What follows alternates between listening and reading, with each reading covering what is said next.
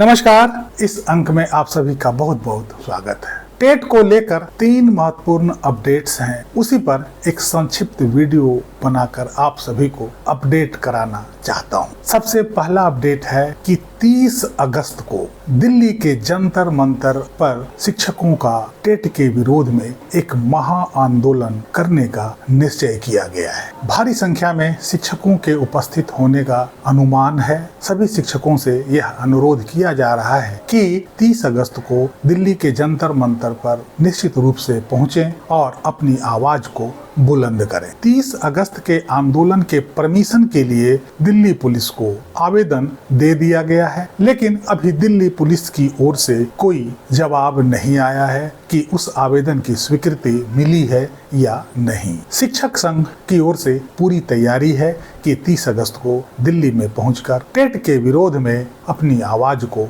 बुलंद करें। अब आंदोलन आवश्यक हो गया है, क्योंकि संसद के सत्र पर सत्र निकलते जा रहे हैं और सरकार लगातार शिक्षकों की समस्या को नजरअंदाज करती नजर आ रही है। संसद में शिक्षा मंत्रालय की ओर से दिए गए जवाब से शिक्षकों में घोर निराशा है। उस जवाब से ऐसा बिल्कुल भी प्रतीत नहीं हो रहा है कि सरकार शिक्षकों के इस समस्या के प्रति संवेदनशील है। इसलिए अब शिक्षकों के साथ यह मजबूरी हो गई है कि वो आंदोलन का रास्ता चुने। शिक्षक संघ ने देश के सभी सांसदों को ज्ञापन देकर, शिक्षा मंत्री को ज्ञापन देकर, लोकसभा स्पीकर को ज्ञापन देकर अपनी समस्या से उन्हें अवगत कराने का भरसक प्रयास किया, लेकिन इसका कोई परिणाम सामने निकल कर नहीं आया। न ही विपक्ष के सांसद शिक्षकों के इस मुद्दा को संसद में जोरदार तरीके से उठाने में सक्षम हो पाया और न ही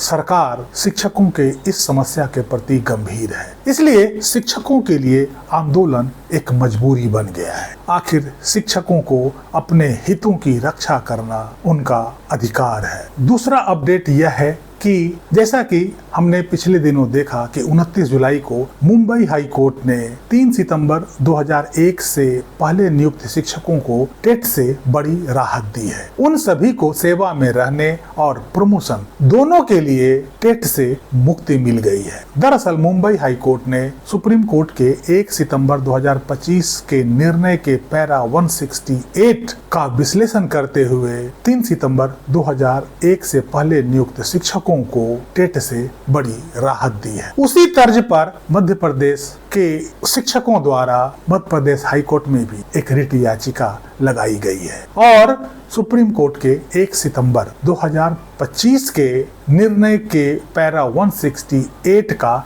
लाभ लेने का प्रयास किया है। वो मामला 12 अगस्त को फाइल किया गया था और आज ही मध्य प्रदेश हाई कोर्ट में यह लिस्टेड था। अभी तक उसका आदेश की कॉपी मेरे पास नहीं आया है, न ही किसी प्रकार की सूचना आई है। जैसे ही वो सूचना प्राप्त होती है, आप सभी को निश्चित रूप से अवगत करा दिया जाएगा कि आखिर मध्य प्रदेश हाई कोर्ट ने इस पर क्या निर्णय सुनाया है। हालांकि यह केस आज एडमिशन के ही स्टेज पर था। यदि यह case Madhya Pradesh high court में एडमिट हो जाता है, इसका अर्थ है कि सरकार को इसके लिए नोटिस निश्चित रूप से जारी किया जाएगा। अब जैसे ही आदेश आता है, आप सभी को बताऊंगा कि यह रिट याचिका मध्य प्रदेश हाई कोर्ट में एडमिट हुआ है या नहीं। तीसरा महत्वपूर्ण अपडेट यह है कि कल यानी 18 अगस्त को टेट को लेकर सजल देव का केस सुप्रीम कोर्ट में लिस्टेड है। उसका फाइनल लिस्ट आ चुका है और कल इस पर दोपहर 12 बजे बड़ी बहस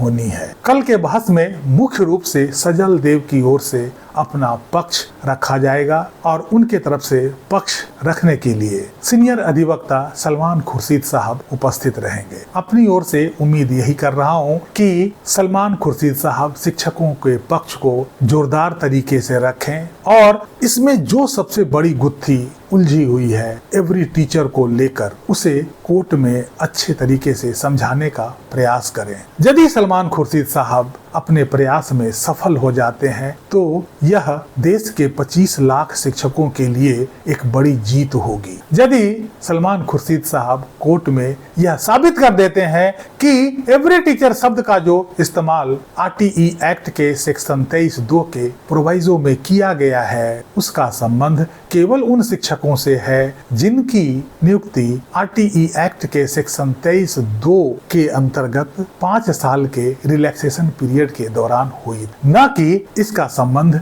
देश के सभी सेवारत शिक्षकों से है। यदि सलमान खुर्शीद साहब यह बात कोर्ट को समझा पाने में सफल होते हैं तो समझिए कि यह देश के 25 लाख शिक्षकों के लिए बहुत बड़ा वरदान साबित होगा और निश्चित रूप से एक बड़ा फैसला आने की उम्मीद होगी और शिक्षकों के समस्या का 100% समाधान निकल जाएगा। अब सबकी नजर कल के सुप्रीम कोर्ट के सुनवाई पर टिका हुआ है। यही थे 3 महत्वपूर्ण अपडेट्स इस अंक में। यहीं तक बहुत सारे शिक्षकों द्वारा लगातार अपडेट्स पूछे जा रहे थे, इसलिए मैंने यह शॉर्ट वीडियो बनाकर आप सभी को अवगत करा दिया। कैसी लगी ये जानकारी कमेंट करके जरूर बताइएगा। वीडियो को लाइक कीजिएगा, चैनल को सब्सक्राइब कीजिएगा। मिलते हैं अगले अंक में, तब तक के लिए जय हिंद, वंदे मातरम।